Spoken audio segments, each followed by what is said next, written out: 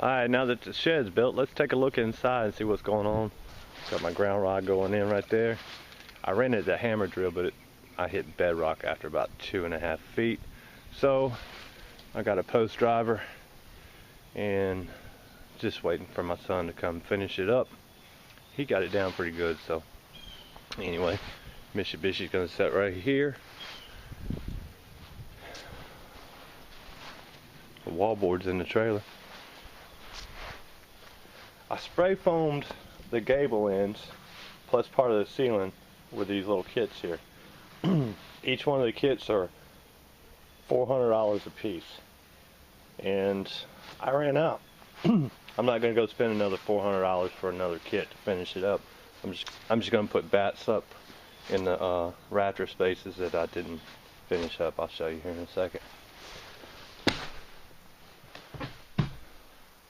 So here's the inside. See, there's one I didn't finish up. Another one right there I didn't finish up. One right there.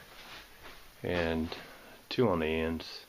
The reason I hadn't got these rafter spaces insulated up yet is because I had to put a 2x2 nailer right there, as you see, and I'll nail a 2x4 right there. What I'm going to do for the ceiling is I'm going to use the same corrugated metal, and I'm going to go straight up.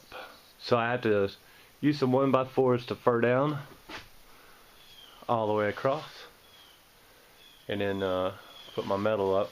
But before I put the metal up on the ceiling, I got to put my wallboard up, because when the sheet metal comes down, I'll see where it lands on the wallboard, and then try to figure out some sort of transition from the metal to the wallboard here.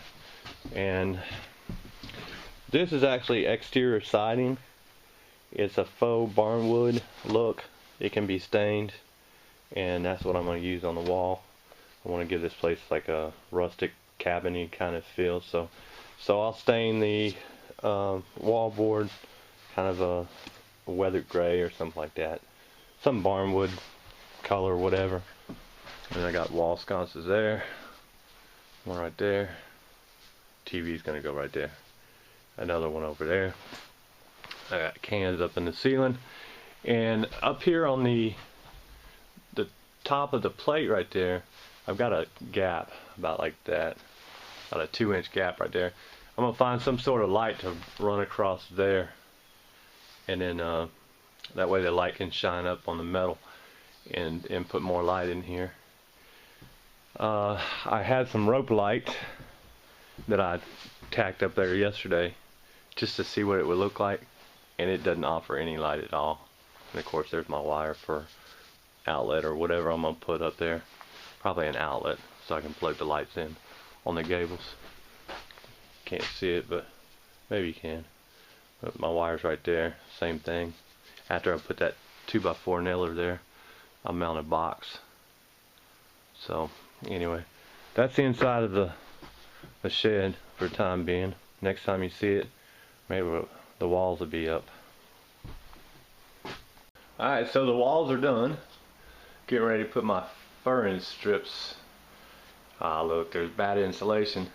See, I did spray foam the ceiling, but I had some spots that were kind of not that deep. So what I did, well, remember on the sides right there, I was missing insulation. I wasn't going to go spend $400 more for another spray foam kit, so I bought bats. Well, they come 10 to a bag, or 10 bats to a bag, so I just didn't want to waste it or throw it out, so I just put it on top of the spray foam in the spots that were kind of thin. So that's that. That's why there's bats up there and spray foam at the same time. The metal gable's up, walls are up, and we'll go outside where there's some better light and let you look at that stuff. It's pretty nice. And then got my 2x4 box there for my lights that I'm going to put on top of the gable, so the light will shine up on the metal and give me a little more light. So let's go outside and take a look at this barnwood in the daylight. So here's the barn wood, and as you see, the texture looks just like wood. It can be stained, and I'm gonna play with some stain to see what I like the best. But you could actually leave it like this if you wanted to. So like I said, it's got texture of barn wood, and you see it's pretty thick. That's what the back looks like. It's gonna work good for the interior wall. Nice and sturdy. I'm gonna start putting furnace strips up on the ceiling so I can hang my metal. Right there. I have some more in the trailer.